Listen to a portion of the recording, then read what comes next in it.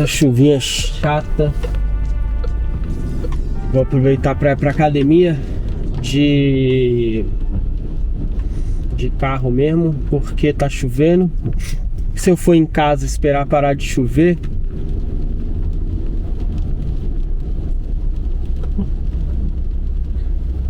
eu não vou, provavelmente.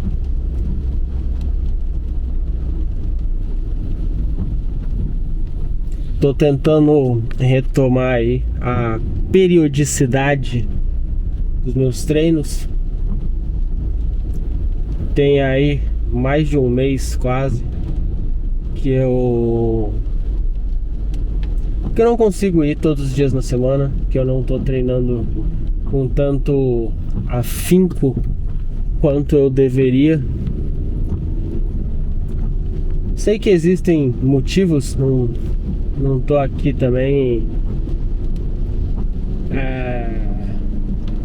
o maluco do treino. Eu entendo os motivos, eu sei que os motivos são válidos, mas eu gostaria de poder voltar a treinar ali como eu estava fazendo antes.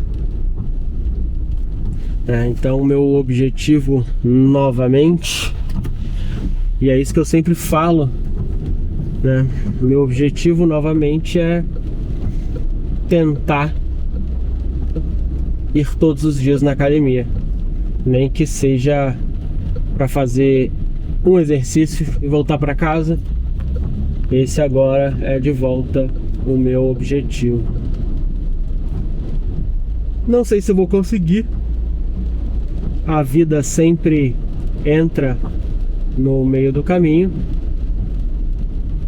mas eu, quando posso, vou fazer isso. Eu falei agora que a vida entra no meio do caminho e me senti reproduzindo algo que eu critiquei esses dias lá no Instagram, assim, que as pessoas se colocam normalmente numa posição de espectadores da vida, como se ele e a vida não fossem a mesma coisa, né? É uma forma de dualidade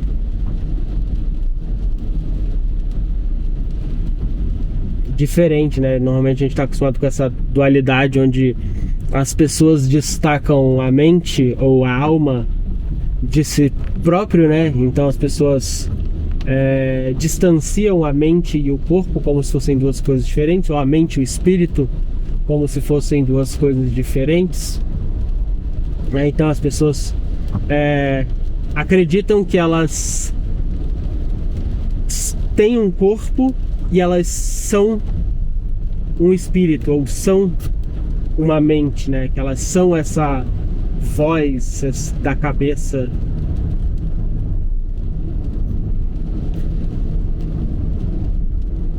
E eu vejo isso meio acontecendo quando as pessoas falam da vida, assim, né? Que elas se colocam como um agente passivo das coisas que acontecem. Então, eu falei isso na caixinha lá no Instagram, me referindo a alguém comentando assim: você acredita que existe isso de não estar no momento certo por um relacionamento, né? Que não está no momento da vida para se relacionar ou alguma coisa do tipo.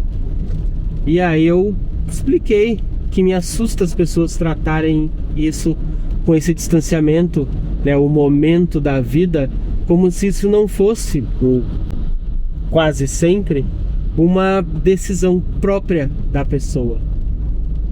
E é muito difícil falar de decisão própria, porque é óbvio que nem tudo é uma escolha e nem tudo é uma decisão. É uma das minhas maiores críticas aos coaches de finanças, por exemplo, é essa ideia de que tudo é uma escolha e de que tudo é uma decisão. E é óbvio que coisas como ser pobre ou ficar rico não são uma decisão, não são uma escolha. Existem fatores gigantescos que normalmente sobrepõem a qualquer vontade, qualquer escolha. Mas existem outras coisas que, infelizmente, a gente tem que se autorresponsabilizar e assumir que são escolhas nossas. E eu acho que a gente costuma colocar essa responsabilização na terceira pessoa, né? Falando da vida, a vida como algo distante, porque a gente não quer falar que aquela escolha foi uma escolha nossa. Que a gente não quer falar que aquela escolha foi a gente que fez, né? E que em vez de não estamos num momento da vida para X, a pessoa não quer dizer que neste momento da minha vida eu não quero isso, né? Porque, obviamente, soa menos pessoal a escolha, né? Principalmente nesse caso de relacionamento, porque quando você fala de relacionamento, você está dando essa notícia para alguém, né? Então soa muito cruel você dizer para a pessoa assim: olha, neste momento da minha vida eu não quero você, eu não acho que você cabe nesse momento da minha vida, porque eu não quero. Seja porque eu não quero assumir a responsabilidade de lidar com as emoções que vão envolver, seja porque eu não quero abrir mão dos meus desejos que eu estou buscando, seja porque eu simplesmente não me vejo fazendo o esforço, investindo o esforço para isso acontecer, né? Porque o oposto disso seria: eu tenho que abrir mão de outras coisas da minha vida para essa relação acontecer, e eu não estou disposto a fazer isso, né? E aí a pessoa vai lá e coloca como se fosse algo imposto e imutável, né? Então, neste momento da minha vida, não cabe um relacionamento. Neste momento da minha vida, eu não estou num momento da minha vida onde um relacionamento faz sentido, né? Ou então as pessoas falam assim: duas pessoas se relacionando num momento diferente. Eu gosto de estudar e ficar em casa, e a outra pessoa gosta de sair, ir pra balada. Esses momentos da vida são as vontades dessas pessoas, são escolhas dessas pessoas. Não existe uma lei universal forçando que isso aconteça. Então a pessoa que está no momento da vida de curtir, não é que existe uma regra que nessa fase de tantos a tantos anos você obrigatoriamente precisa sair e curtir, né? Sair e ir pra balada. Não existe isso. Assim como não existe nenhuma regra universal que diga que aos 35 anos agora o seu destino é ficar em casa assistindo Netflix e comendo, pedindo iFood. Não existe nada disso. Isso são escolhas de padrões de vida que as pessoas fizeram. E eu acho engraçado, porque a pessoa chega e fala assim: estou me relacionando com uma pessoa que está num momento de vida diferente do meu. Ela gosta de sair e eu gosto de ficar em casa. As pessoas precisam entender que essas coisas são apenas reflexos de escolha. Porque Se a escolha da pessoa fosse manter o relacionamento, ela não veria nenhum problema em deixar de sair para ficar em casa vendo Netflix e faria isso numa tranquilidade gigantesca. Inclusive, quando isso acontece normalmente, isso que é curioso, são eventos quase que naturais. As pessoas que saem, que vão pra balada, que curtem, começam a namorar e naturalmente elas vão sentindo que o rolê delas é outro e elas vão naturalmente se ajustando para um outro tipo de comportamento, porque elas querem estar naquele relacionamento e elas acham que o relacionamento dá para elas a satisfação que ela precisa para ser feliz ali. E curiosamente, quando a pessoa não quer investir essa energia no relacionamento, ela só quer viver a vida dela, essas coisas acabam virando um problema, porque ela vai olhar para o relacionamento e vai pensar assim: olha, eu adoro essa pessoa me faz muito bem, mas neste momento eu priorizo mais ir pra balada e me divertir, beber e tal, do que ficar em casa vendo Netflix. E da mesma forma, tá? A pessoa que tá em casa vendo Netflix, ela pode fazer a escolha de sair mais, de acompanhar o parceiro ou a parceira na balada, nos bares, em festinhas e onde quiser. E ela opta por não, porque não quer, porque pra ela não faz sentido, porque pra ela a relação não é o suficiente para que aquele esforço de fazer essas coisas seja suprido ali. E é muito curioso isso, tá? Porque ninguém também é obrigado a querer, tá? Eu não tô dizendo que um relacionamento ele é obrigatório, você deve fazer todo o sacrifício para aquele relacionamento acontecer. Não, eu só estou tentando mostrar que por mais que sejam coisas que pareçam ser momentos da vida e que você não tem nenhum tipo de agência sobre isso, é uma escolha sua.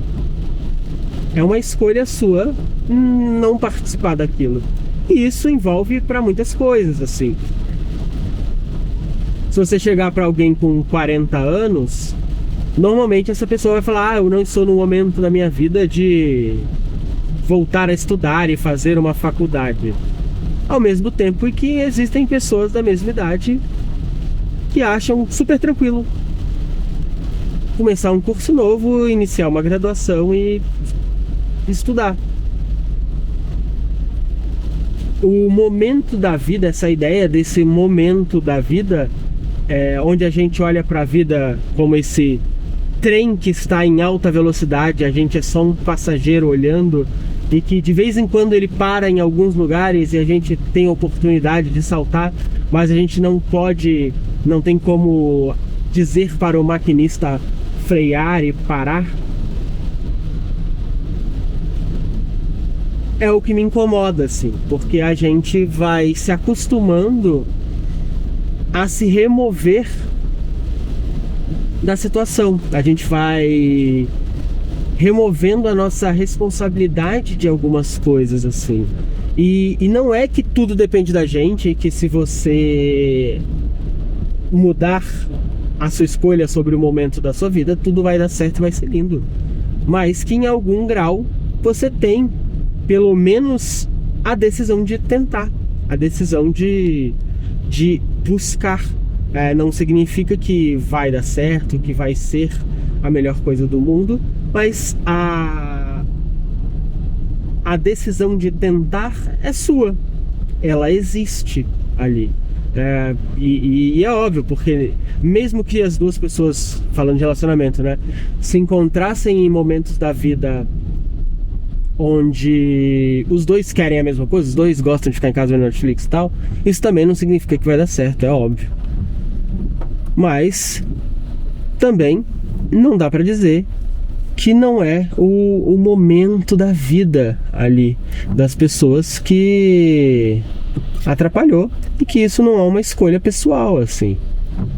Quando alguém diz assim, eu não estou no momento da minha vida de me dedicar aos exercícios, por qualquer motivo que seja, tá? Isso é uma escolha. E onde isso é uma escolha? E é isso que eu quero que fique claro. Isso é uma escolha a partir do momento onde você reprioriza a sua vida para aquilo caber, para aquilo funcionar. Então eu posso dizer, por exemplo, que eu tenho uma namorada nova e que eu moro muito longe dela e que pra gente se ver eu gasto muito tempo todo dia, e o tempo que eu tinha para ir para academia agora eu gasto indo visitar essa namorada.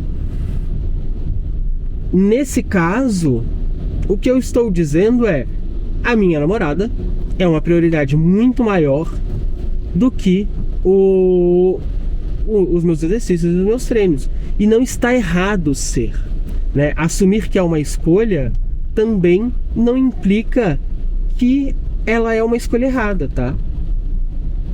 Só que você precisa abraçar suas escolhas conscientemente. Você não pode colocar isso como se fosse um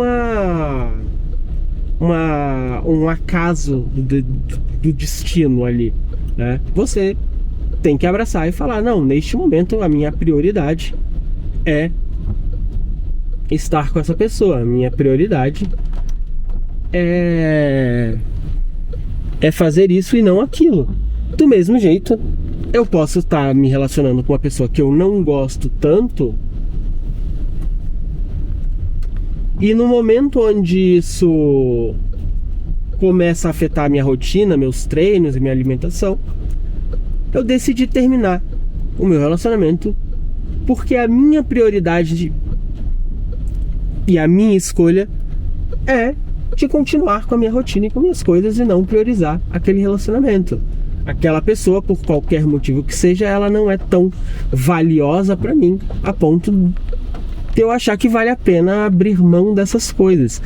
E principalmente quando a gente fala de relacionamento, a gente acha que a gente precisa o tempo todo dar esse valor todo pro relacionamento, como se todo relacionamento fosse incrível e maravilhoso.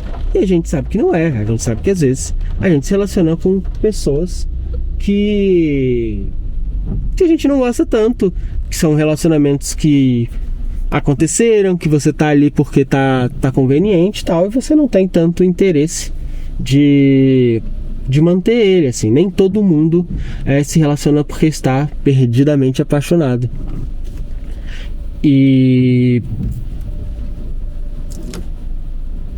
E a gente começa a contar essas mentiras na cabeça, assim. Primeiro, porque a gente não quer magoar a outra pessoa, então a gente, em vez de falar assim: olha, eu prefiro treinar do que continuar namorando com você, porque pra minha vida, né, no longo prazo, o exercício físico é uma necessidade importante, o que não seria errado também. E aí, só que a gente não quer magoar a pessoa, então a gente não vai falar isso. Do mesmo jeito que a gente não quer se sentir responsável por magoar uma pessoa, então a gente vai dizer que o momento da nossa vida não era aquele, né? Que a gente tá num momento onde não rola, se fosse em outro momento e tal.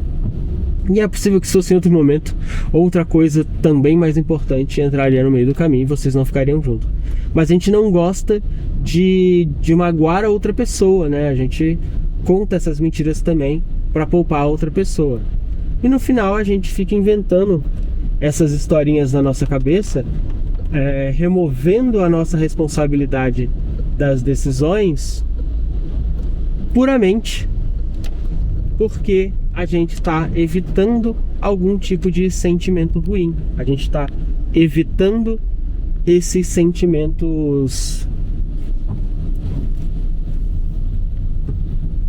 que a gente não gosta, né? Ninguém gosta de ser a pessoa que magoou a outra, que fez mal para outra, e a gente também não gosta de fazer mal para outra, né? São coisas diferentes aí. Então eu fico muito chocado.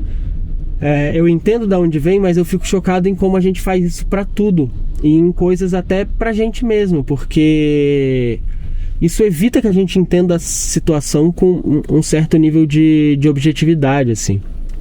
Que a gente vai tirando o nosso da reta ali, porque parece que a gente não tem nenhum tipo de poder sobre as coisas, e que muitas vezes a gente tem também, né? É muito difícil ter esse diálogo no momento de extremos, né? Porque se você olhar pro coach quântico, ele vai falar que tudo é escolha ali, o coach, né, vai falar que tudo é escolha, tudo é você quem decide, é você quem faz a sua realidade. Isso também não é verdade, mas também não significa que você é um boneco caindo ao ar livre sem nenhum tipo de controle, sem nenhum tipo de direção que possa minimamente influenciar para qualquer coisa ali.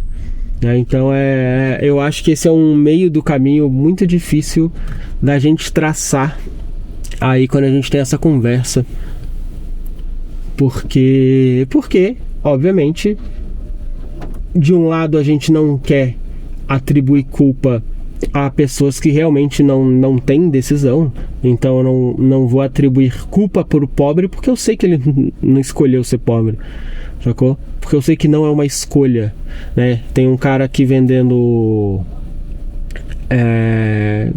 nem sei o nome disso. Bom dia, tudo bom?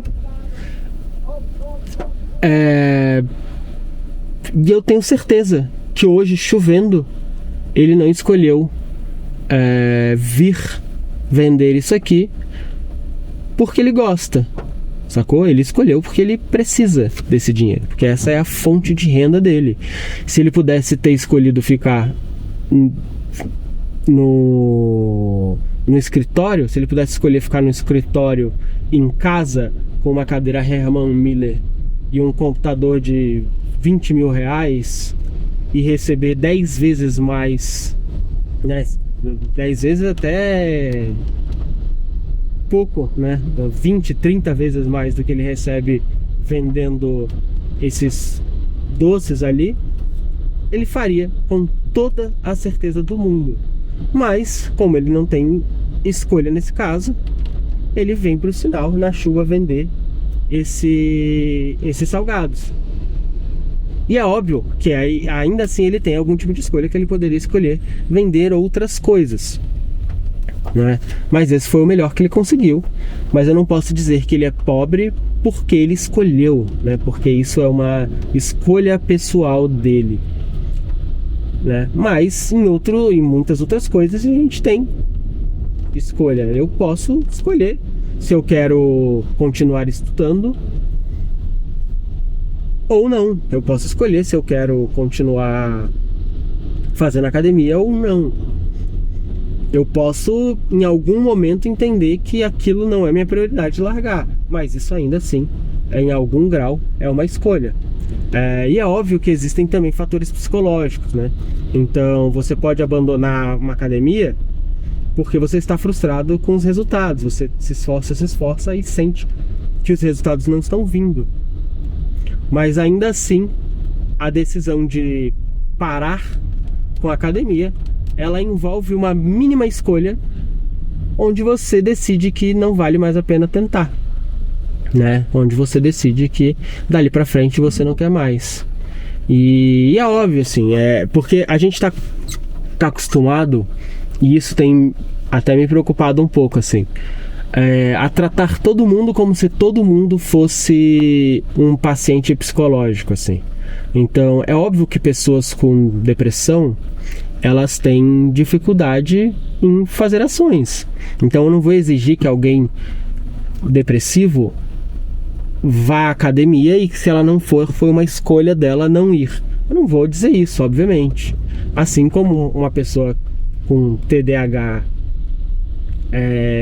mais severo, que tem uma disfunção executiva ali, eu não vou dizer que essa pessoa não fazer as coisas que ela precisa fazer, como ir pra academia. De novo, eu tô indo pra academia, né? Por isso que eu tô dando esse exemplo aqui.